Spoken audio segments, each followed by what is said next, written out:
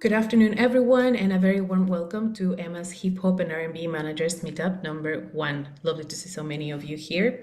My name is Michelle Ronquillo, and I am Emma's event manager. Just a little bit about us. Within Emma, we unite music managers organizations across 16 European countries, which represent more than 3,000 managers across Europe. We've made it our mission to strengthen European managers globally through our Empower program, which encompasses education, advocacy, networking, and research.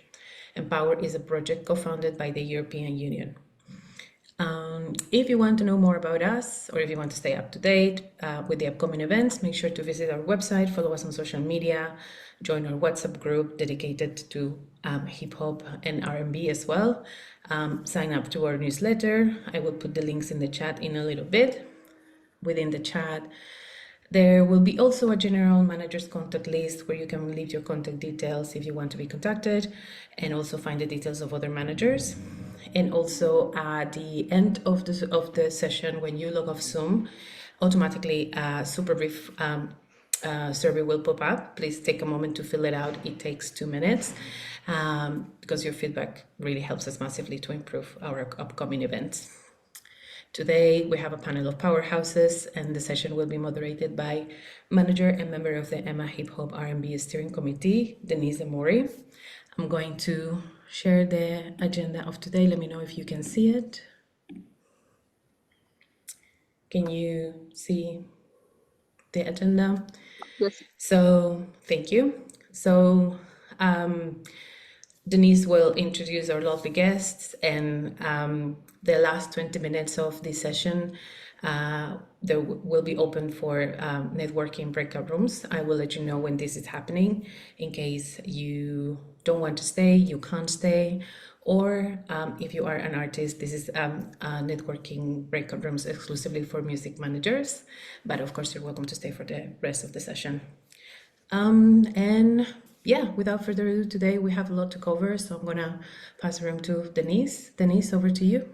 Thank you, Michelle, for that introduction. So yeah, as Michelle said, everyone, I'm Denise, member of the Hip Hop Steering Group for Emma. Welcome to our session on AI and the music industry, preparing for the future. So we'd like to just start with a one-line introduction from each of our lovely guests, just where you are, where you're from, what you do. So start with yourself, Mobo, please. What's happening? I'm Mobo. I am an artist manager based in Glasgow, Scotland. Thank you. Honey, want to go next? Sure. Hi, everyone. I'm Jaime. I'm from Madrid, Spain. I'm the Chief Marketing Officer of Melvos, an AI solution for music artists, musicians, and managers. And yeah, I'm really happy to be here. Thank you for the invitation. Thank you, Jaime. I can go next. Yeah. Hi, everyone. My name is Rufi. I am based in London. I'm a music tech and research consultant with expertise in product management, digital ops, and research. Pleasure to be here. Thank you. Hello, I'm Honey. I am the director of High Five Management, which is a UK-based artist management company, and I'm currently based in Scotland. Fantastic. Thank you all for being here. We have lots to get through, so let's get straight into the questions. So we want to kind of think first and foremost about experiencing of practical applications of AI. Most of us are pretty new to it. We've still got a long way to go of understanding what it is and what it can do. So perhaps, Mo, this is something I could ask you as somebody who is balancing artist management with conference coordination. And I'm curious to kind of find out how AI helps with your, or how AI tools help with your workflow on a day-to-day, sort of what sort of tools you use on a day-to-day to help with management tasks. For me, I use usually like large language models like ChatGPT. And what that helps me with is essentially just the planning, research, and a lot of the admin stuff. Mm-hmm. As you said, I work across multiple projects, and sometimes in order to stay on top of those, it's just good to have an assistant that I can keep referring back to. Mm-hmm. And it's also been great for brainstorming, like just testing ideas that I've got against maybe books that I've read or audiobooks that I've listened to. It's been really great for that. Cool. Is there anything that sort of surprised you in your journey into getting to use AI more and more as time goes on? It just keeps getting better. Like I wasn't expecting that like curve to be like so exponential. But it's been getting better. What's great as well for me is if I'm using the same threads or the same model like ChatGPT, it just learns as it's going along, which makes it a lot easier for me to refer back to maybe a different campaign or ask it to compare one campaign against another campaign. So I did not expect it to be, that tactile when it comes to the usage of it. So that's been a surprise. Fantastic. So I'm just thinking about the fact that we work with creatives, and there's no sort of secret that most creatives are neurodivergent. I myself, aside to be a manager, I'm also a creative person myself. Is there anything you can kind of give insight into how it can assist people who are neurodiverse, and what advice you would share to someone, with neurodiverse mind formation?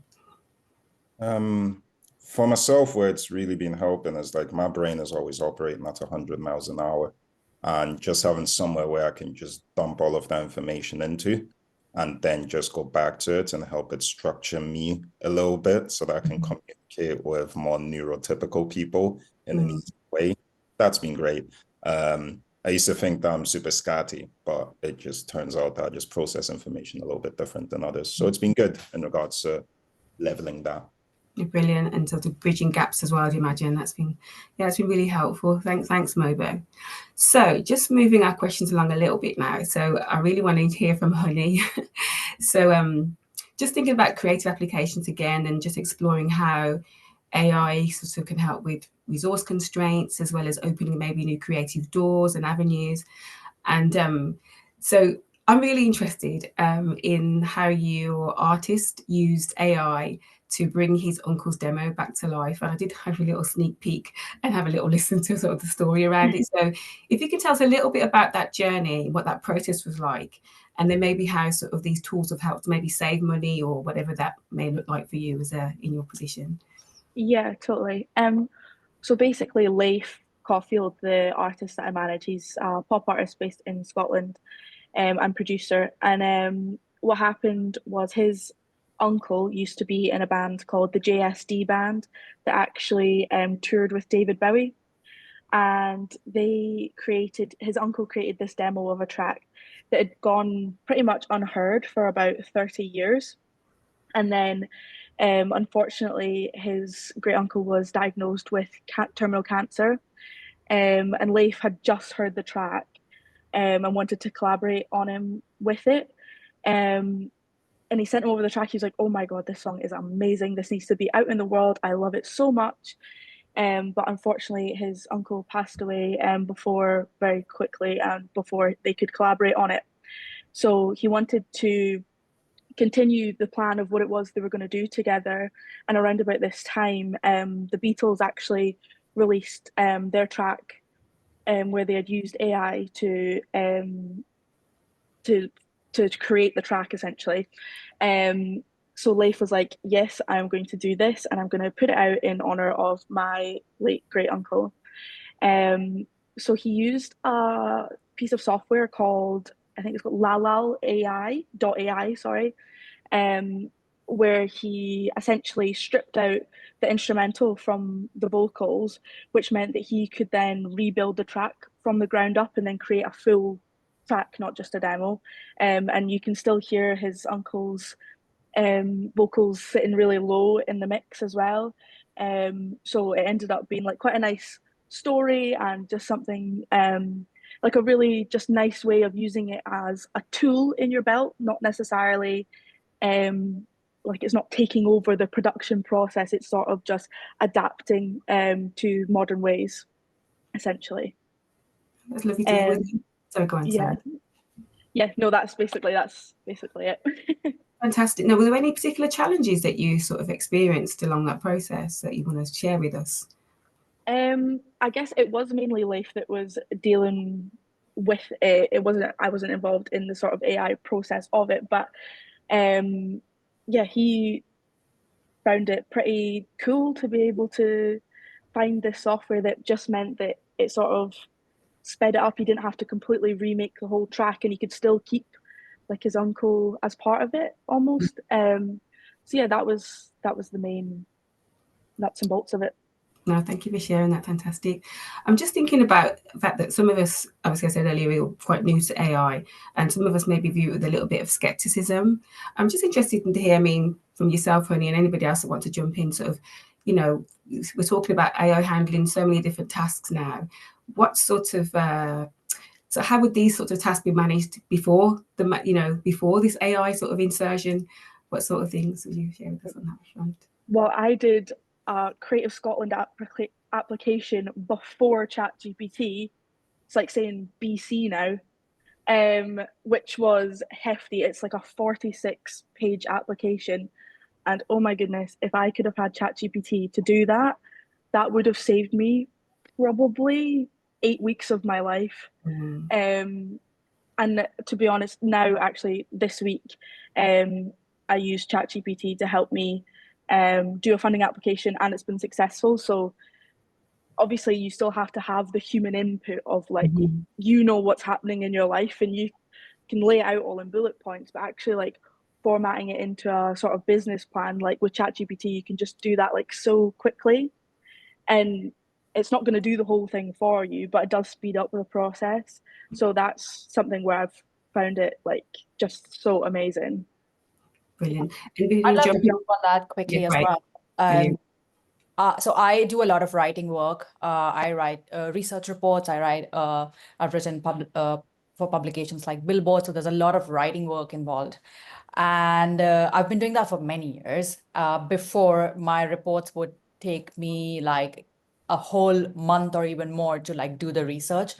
But now I've been using tools like Perplexity that help me with a very focused research.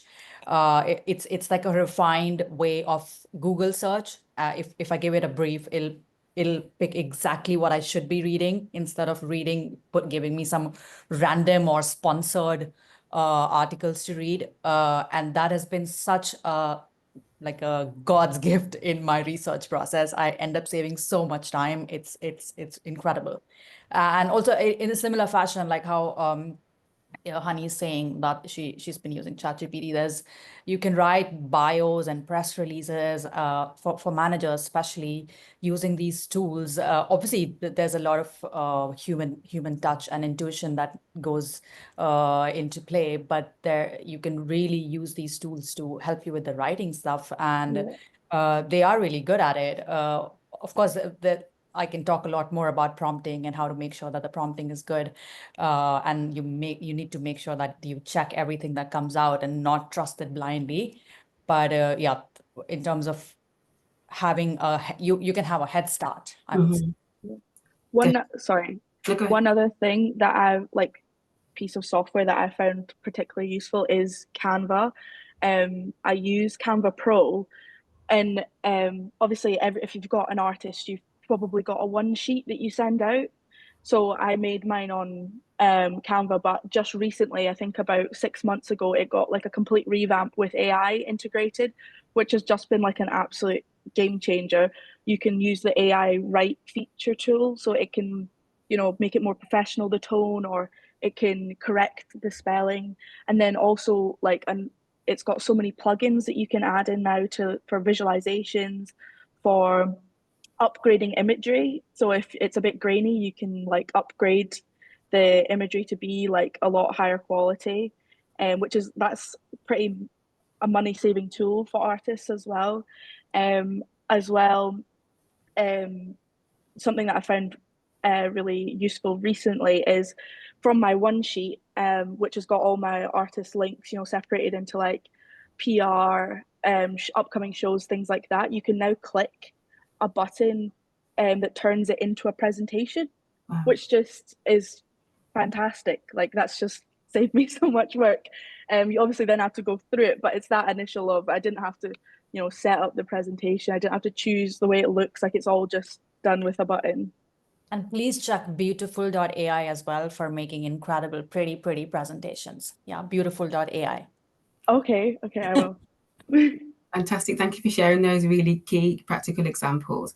And just touching on what I said earlier about the idea of skepticism, I think mindset is definitely something that we kind of have to sort of consider in entering in something so big and new as AI. And what I'm hearing so far is that it's more about amplifying what we do, so it gives us chance to move on to those higher value activities. And you see AI as a collaborator more than something taking over what we do, which you could never do in terms of relationship building, things like that. But I just wondered if there's anything sort of that had any shifts in your own thinking. This goes to anybody really. That helped you to embrace these new tools. Like, so was any key moments in your thinking, you know what I mean, your mindset pattern that helped you to embrace those new tools? I can go. Okay. Yeah. A very great question, actually. When ChatGPT first came out, I guess it was such a new thing for all of us, and we were all trying to make our way through it and find our own personal use cases. But for me, the moment was when I realized that I was able to do at least 50% more of the tasks that I was doing on a day-to-day basis. I literally went through my emails from before and after. I checked about a whole month of my sent emails before and after, and I was just amazed and shocked by the fact that, whoa, I have written 50% more emails than I was writing before. And these were all important conversations, helping me with relationship management, reaching out to more people, getting more projects done in time, in fact, before time. So it was just that efficiency that I was just so amazed by, that I was like, I mean, this is a game changer. And I thrive on the fact that I love talking to people. I love connecting with more people. Like, that's literally what drives me.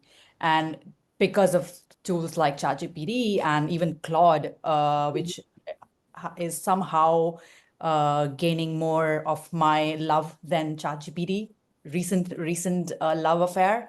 Claude, if anyone hasn't had a look at it. So yeah, it was just the efficiency that just got me. I was like, yeah, hands down, I'm in. Let's go. I have so many subscriptions at this moment in time, but I am just happy to pay for all of them because they are letting me do so much more work than I was doing before. Yeah. Fantastic. No, thank you for that very passionate answer. I can attest to Claude. And I think it's really important that we go into that kind of detail about that question, because when we think about on the macro level, financial resources and constraints and time, and we have to do so much, especially working with early stage artists like you do, Mobo, just sort of navigating the industry is a lot. So they almost can have a bit of a management team in an AI format almost, by the sounds of it. So thank you. Anybody want to say anything about that anymore, about mindset, before we move on to Jaime's questions? No? Okay, so Jaime, coming over to yourself. Thank you for joining us. Just sort of shifting our focus to sort of management and marketing and data rather, and which are obviously essential components for any artist in there who wants to grow in today's technical sort of landscape. So we understand that your company created an AI advisor and song release planner. Can you tell us about this and sort of how these tools help managers? Yeah, sure. I think it is really difficult for managers to factor in a lot of the variables that have an impact on their releases, right? So what we wanted to provide with this solution is a way to seamlessly connect all your platforms, streaming and social platforms, for the AI to understand which are the best tasks that will help you put your music out there and get more exposure, right? So we've created this very complex system, like a recommendation engine that understand external factors within your territory as a musician. For example, location, music genre, and so on. Then, how are you performing as a band, as an artist? Like, what works for you in terms of formats that you're using, length of songs, and things like that. And then mix all these things together and choose among hundreds of tasks the best possible plan for you for your release, right? And there are a lot of solutions now that they're very general. I mean, Mobile was talking, and I think for the most people, like ChatGPT is a great solution, but it's a jack of all trades a little bit, and uh, I I see a lack of like last mile AI delivery, especially for the music industry, at least in the marketing side, because in the creation, like, you have applications like Lander, Suno, Isotope, and many other production AI tools that are amazing. They're incredible. But on the marketing side, you have things that apply for, I don't know, applications for groceries or the music industry. So this kind of convenience that these applications are lacking makes the manager, although you are more productive, makes the manager like keep track of the conversations on ChatGPT, keep track of the different arrangement of tools that you need to like use, and in the end everything is so fragmented. So yeah, the idea, we wanted to bring a solution that factors in all this stuff to make it more convenient than any other like scattered solutions that you may find with large language models, and make it so that artists of any kind or managers of any kind can use it for the release of their songs. Yeah, thank you. Just a few things, Sue, before I ask another question. Just so everybody knows, we are going to be asking our guests to post some of the platforms they mentioned in the chat, and we're going to be obviously summarizing at the end. So thank you for all those different examples, Jaime. I'm not techie at all, and I just kind of, for me to use what you just talked about, I'd have to really hone down quite specifically and really give myself a little basic step-by-step guide. If I was going to ask you what 3 things your tool would help me with as far as planning a campaign for an artist, what were the 3 bullet pointed things? Imagine I don't know where to start. I just want to use your tool. What 3 things would you say stand out that would help me planning a campaign for a music video? Yeah, I would say the 3 things would be curated insights. So the things that you need to know as an artist or a manager to understand how are you performing. Some key insights on who your audience is, because this is one of the main problems for any artist. Also, when you want to connect with your fans, you need to know what shape are they, who they are, how like old they are, where are they, and so on. And also there is a massive educational value on how to achieve the best possible result on those tasks that the planning is offering you, so that you can not only do the things that you should do, but also do them the right way or as adapted to your real case scenario as possible. So yeah, those 3 things. Thank you so much, Jaime. And just one more thing, actually, is there anything that this type of tool uncovers that the human eye might overlook or miss that you can share with us? Yeah, the volume of data is really important. That there's no human that can process this much data, and again, like factoring too many things, like for example, how your audience might be different from one platform to another, and how to kind of create those connections between one and another. It's a very difficult thing to kind of wrap your head around, and these patterns that are untapped and covered by the AI are really important for musicians to go to the next stage with their music, right? So, for example, like how when you find a certain kind of success in one specific city, it will suddenly like spread your music much more easily in the country, in the whole country, right? Because your genre, once it spreads in this specific city, then you'll have better chances to find more success in this country. So these kind of things are really like important for the music artist growth. Yeah. Thank you. Safe to say this is a real education for us all to take on board, isn't it, really? So, no, thank you. Brilliant. Thank you for that. Thanks to you. Thank you. So, Rufi, onto yourself. Then we want to talk a little bit about sort of, well, we know your expertise is as connecting art and technology. So sort of thinking about AI tools that every music manager should learn this year. So can you tell us what those tools should be? That we've heard a lot, but what those key tools, maybe list 3 particular ones, and how you think they might also change in the next few years as well? Right. Oh my God, 3. That's a Maybe really stick fun. for time Okay. purposes. I'm gonna divide this question into 2 parts. One is your day-to-day, daily task management, and the other bit is specifically for artist management.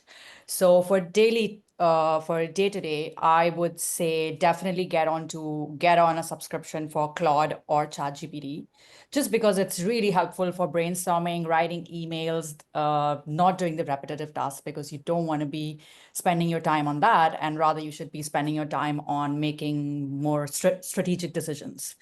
I would also say if you do a lot of research work, looking into trying to read reports on specific topics, go to Perplexity. You don't have to take a subscription of that. The free one also works very well. Beautiful.ai for making lovely presentations, decks, pitches, brand partnership pitches for your artists. All of that, very, very useful. Makes incredible presentations. I also use Todoist to just manage my calendar. Helps me keep track of just my everyday things that I just don't want to use my brain power for that. I just want someone to tell me, okay, this is what it's looking like, and I just go and do it.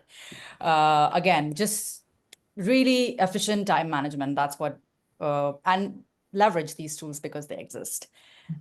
Okay, enough of that. So that was about the daily task management, becoming efficient in your day-to-day.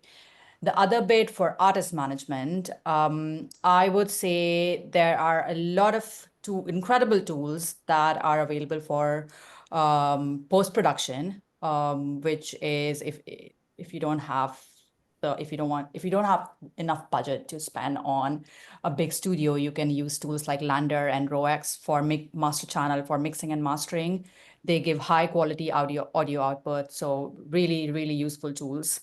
There is Chartmetric. Obviously, the amount of data it is, I guess, working with through machine learning is, I mean, it is quite a lot, and the kind of insights it's give is pretty incredible. They have a tool called a feature called YouTube Sentiment Analysis, which I think is really, really powerful.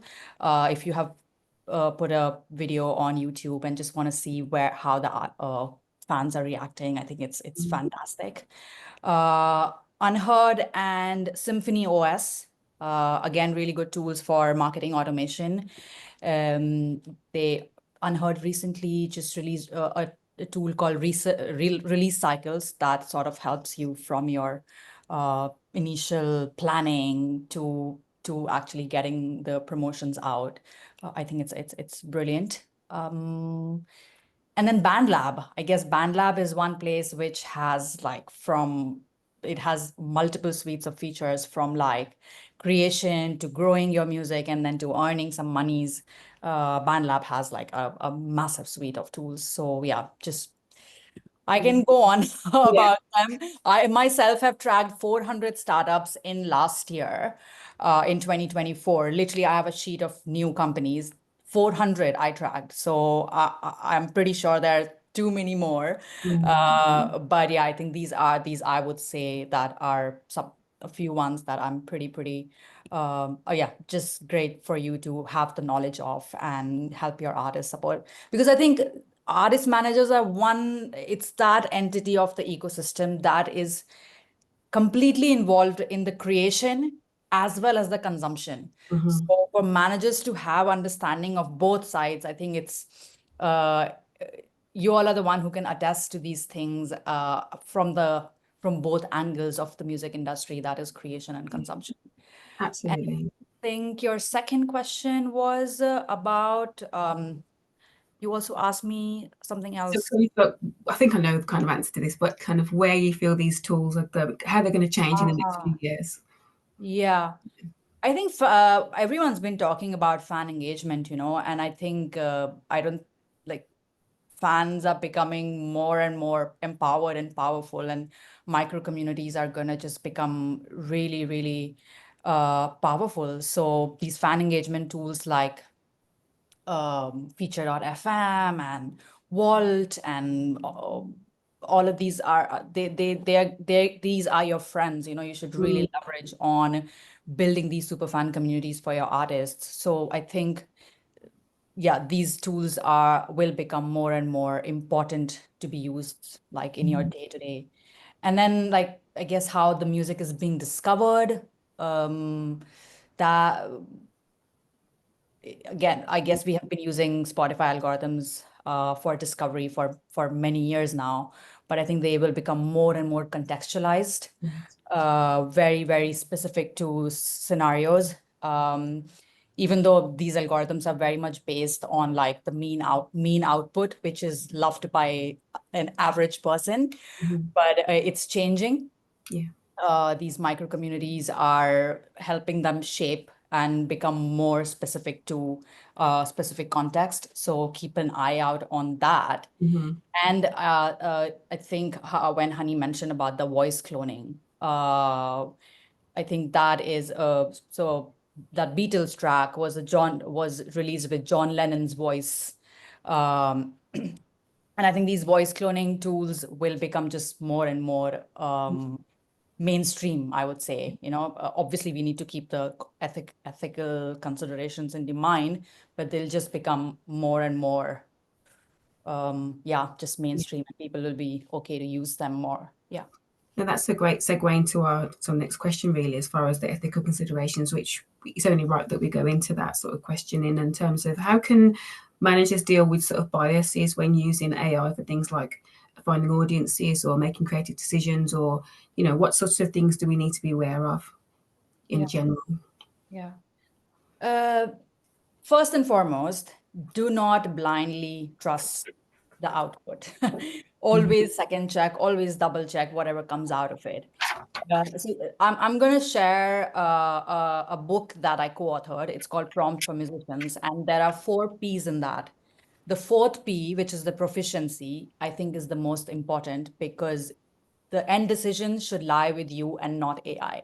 It is an assistant. It is not the final decision maker. So just remember to always double check any output that comes out of it, any tool that you're using, because, and also like, you are the ones who have worked in the music industry. You are the ones who have a professionally trained ear. So trust your judgment. It is only here to assist you, support you. It's not going to get better than you. You are the final decision makers. So ensure that you double check. And then I think something that is very important is the transparent AI use. So if you're using a tool, try and go to their try and read their policies, because you don't want you need to know how an AI is working for the tool that you're using, right? You can't just blindly trust. There are companies like Fairly Trained that are now giving a certificate to a company, and that certificate sort of proves that they have ethically used they've used a copyrighted data for building that tool. So try and find tools that have these certifications that are publicly saying that, hey, we are using copyrighted data. I think that's pretty important for me personally. Yeah. And yeah, just make your own tech stack, like build your own tool, do an impact analysis for yourself and see, okay, these are the ones that are working for me, and this is my final go-to list for the tools. Don't just use the first one that you come across, but try and like play with multiple, and then build your own personal customized tech stack. That's what I did. And yeah. No, thank you. I think it's so easy. Sorry, I think it's so easy, like with all the AI stuff. Like, it seemed like as soon as ChatGPT was launched, there was like 20 other AIs launched at the same time, and then also people selling courses to tell you how to prompt the AIs. It all just like exploded. So I think that if you have to find the ones that it's not like an added extra task to your life, like it genuinely has to be making something easier, or you're adding it as a tool to your belt, not something else that's just going to take up loads more brain space. That's kind of the way I see it. Oh, thank you, honey. It's key. Yeah. Do you want to say something, Mobo? Sorry. I just wanted to add, like, and I'm not fully sure, and I'm asking the room as well. Obviously, there's like unconscious biases that exist in general, and a lot of the worries that I have is sort of around like how these biases feed into AI and how they also inform the AI. So I don't know where ChatGPT is developed. I guess Silicon Valley, but I wonder what the views of the AI are when it comes to the rest of the global majority. And I wonder whether any of the other people on the panel have got any ideas or any input on that.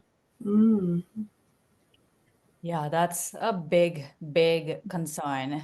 Like you rightly said, that there are multiple biases.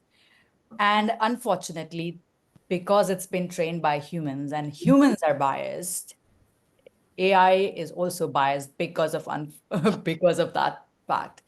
And I guess that's why when I said that don't trust it on the first go, you are the ones who are in the real world making the decisions, having those experiences. So that's why I think the intuition, the human touch comes into play, which really helps you to get out of these biases and be the final decision makers.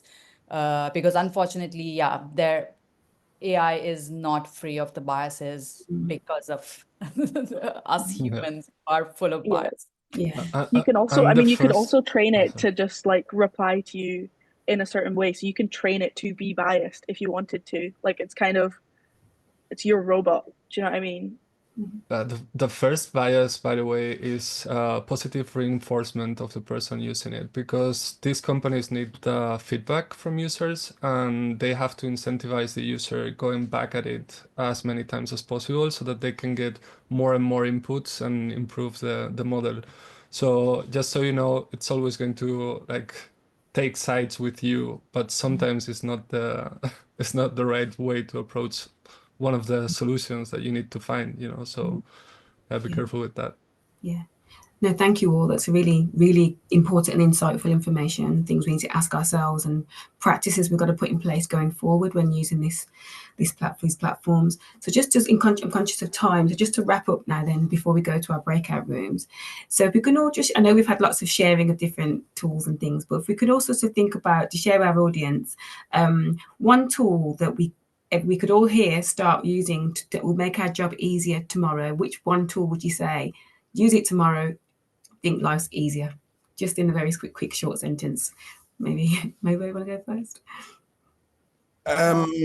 Yes, one of the tools that I'm figuring out right now, yes, I agree, Jaime. One of the tools that I'm figuring out right now is called Zapier. Just to help us with the studio. Yes, Rafi agrees. Like just around like, yeah, automating things. I'm not an expert on it yet, but it's a tool that I would recommend. Thank you. Who wants to go next?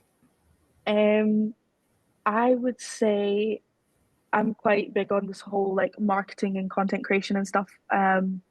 Doing it from grassroots with low budget. So I think CapCut is a great tool to learn, as well as InShot is something else that I'm exploring at the minute. There's a lot of like things like AI captions and things like that that just automates for you, saves you a lot of time to create some pretty professional looking content. Thank you, honey. Emma? Yeah. Go ahead. All right. I would say N8N, doubling down on what Moa said, Zapier is a very good marketing automation tool. N8N is kind of the next step for that because of its integration with the different large language models for agentification of those processes. So if you want to be future-proof, take your time, learn a little bit about that. It's really simple because you can create really small workflows like sorting emails, things like that. And then from there, you will see like, okay, by understanding your own processes, you can improve some times to create automations on those. So yeah, this is my recommendation for sure. Thank you.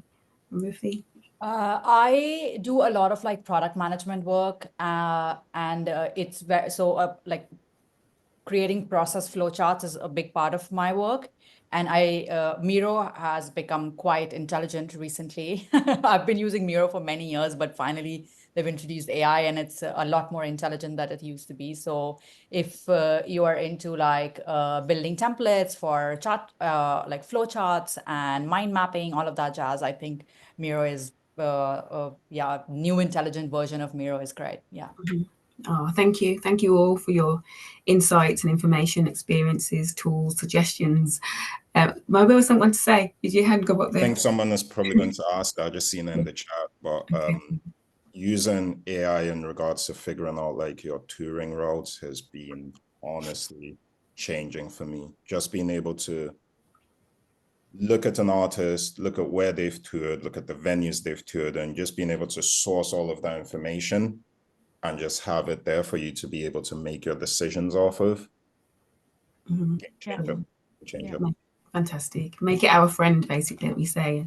Be cautious, but make it our friend. Sorry. Yeah, I would just say try and see Real Count. That's a new tool. It's a data analytics platform specifically around touring and live. So yeah, one of those. Okay, brilliant. Thank you. Thank you all. So Michelle, are we going to go to our breakouts or are we going to questions? What we got time for, given we got what? We have time for some questions in the chat. Okay. We have one for mobile. What type of information are you dumping into ChatGPT, and what prompts are you using to get it to organize this for you? Honestly, all sorts. Like, I think it takes like so much trial and error usually. It does. It's like hella trial and error. An example that I can actually just give is there was an offer that came in for a show, and I needed a way to essentially tell them that offer is way too low for me, and but still keep it nice, you know. And there's a book that I'm reading, or that I always read, called Never Split the Difference. So I was able to essentially just chuck the email in there, reference some things from Never Split the Difference, ask her to respond with the knowledge of that chapter in that book. And then I had two options that I can just be like, oh, okay, rather than me saying that, like, get to with that offer, I can say this, and that in order to make them feel, yeah, I don't know how to explain it, but yeah, those are the sort of things that, that's the latest thing I used it for. Thank you. We have time for one more question. What is the best way to use AI for marketing and social media? I can answer that one if you want. Yep. I would say, so for example, my artist in London, Mia Me, she has just released a track called Lonely Hotline, which essentially explores like finding peace, being on your own in the simplest terms. So we wanted to come up with fun social media ideas that wouldn't just be like a hard sell, because that is so like redundant on social media. No one wants to see that. So what I did was she's just on a photo shoot with Puma, where it has like the phone that's like lips. So I essentially took that and I was like, what can we do around this, like the phone, that would create the sort of lonely hotline message that we can get across to people. So it was a bit of back and forth of like, list me social media ideas or social media videos that we can film that would engage with the audience, that gets across this message. And we came up with reading confessions, like lonely hotline confessions. So we did like loads of sort of question and answer on her Instagram, and then also drawing from like places like Reddit and things like that, and then filmed them and put them out.